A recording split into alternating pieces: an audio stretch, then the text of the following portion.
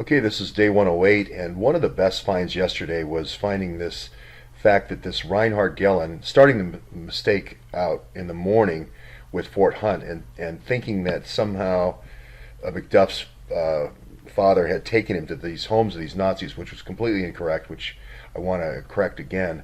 But it fortuitously led to this story of Reinhard Gehlen, who was the key Nazi that established this kind of intelligence paperclip, this Nazi intelligence paperclip of these Nazis coming in. I'm using that word for chain migration. That he may have been the son, or that Jim Woolsey of Genie Energy may have been the son of Reinhard Gehlen. And it also brought out the White Sands Missile Range, which I forgot, which really brought everything together.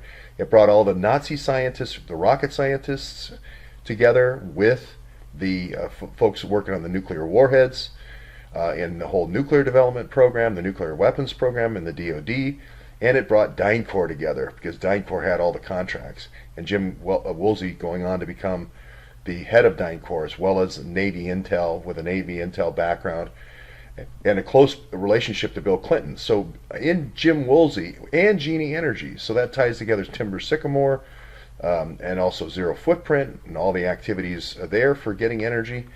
And then little connect the dots things that are so helpful with the history, going back and looking at those same Nazis, that same group of Nazis with here with Himmler, had used the folks in the Middle East, which I had not realized, Hassani here, to get resources, to use them to take land and get resources. And it was sort of the Genie Energy.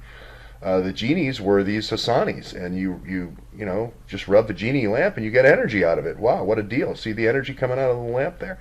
So that also now becomes a verb. Genie Energy becomes this partnership between using ISIS to get resources, both mineral and oil resources. So I love it when a one symbol, without even words, can explain exactly the whole phenomenon that's going on with ISIS, with guns in one direction and drugs coming back to pay for it. Same thing with paperclip. The paperclip is a nice distinction between good chain migration, which we may want. We might want to bring in folks that are all nuclear scientists or whatever, as opposed to bad chain migration, which is nuclear scientists that want to then send the secrets home and all of our plutonium with it to create nuclear weapons programs overseas. So paperclip becomes that kind of nasty chain migration, and it also is a paradigm for these hanging paper clips here of how the Awans could be so effective. You just get the first paperclip in the NGA for the satellite information, and then the NGA scientists are responsible for recruiting the next paperclip in the chain. Same thing over at DISA, which is getting it out to the Five Eyes groups, which we can infiltrate later. Same thing is true for getting the DHS information out, the Coast Guard information out, the Customs and Border Patrol information, you know, ICE. Go down the line of all the DynCorp backbone. All I have to do is hang that first paperclip, and then let the paperclip, that first person we put in there, bring the next one in, and so forth. And it becomes a very effective, as we've seen with the Nazis and as we've seen with the Awans, and also the Russians, bringing in Alperovitch and so forth. It's a very effective means of infiltration, extremely effective. So those are two great things that came out of yesterday's early morning incorrect statement. And it also kind of made me want to go to Fort Hunt and actually look at it. And I guess maybe I had a kind of a yearning. My dad could have taken me around all the Nazi houses and seen this history. So I think that's in the future for our which was incorrect again. But maybe I'll do that for our viewers. I mean, I think that's something that if I could find the original houses, I'd like to do that. To really understand this whole phenomenon here of using ISIS, going way back to World War II with these Nazis. It's not a new concept, which I had no idea of at the beginning of yesterday. So a very fortuitous mistake at the beginning of the day.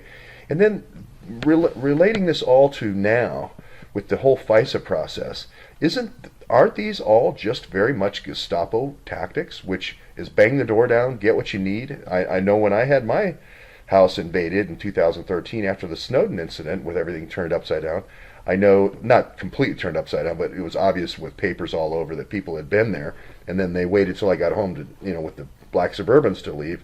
You know, I don't think they were trying to be subtle, but it's a Gestapo. If you talk to Bill Binney and his raid on his house, you talk to Tom Wiebe, his raid on his house.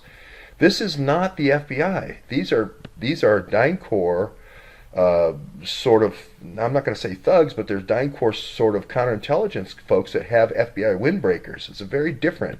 They're DynCorp people with FBI windbreakers. Is I guess what I'm saying here. Not the FBI. This isn't the FBI.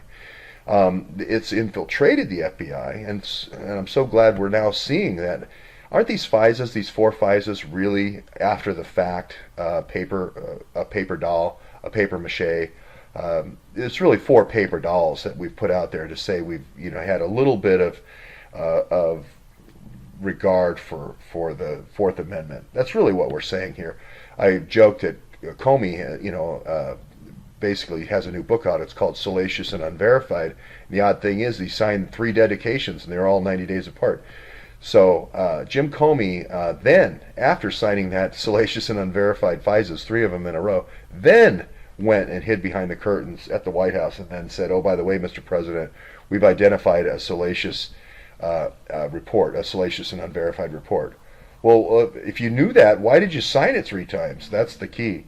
So anyway, it was a great day of research, and it leads us to the next level, which is a deeper understanding of just how the Awans are, how much they resemble the original paperclip strategy of the original Nazis that came to Fort Hood.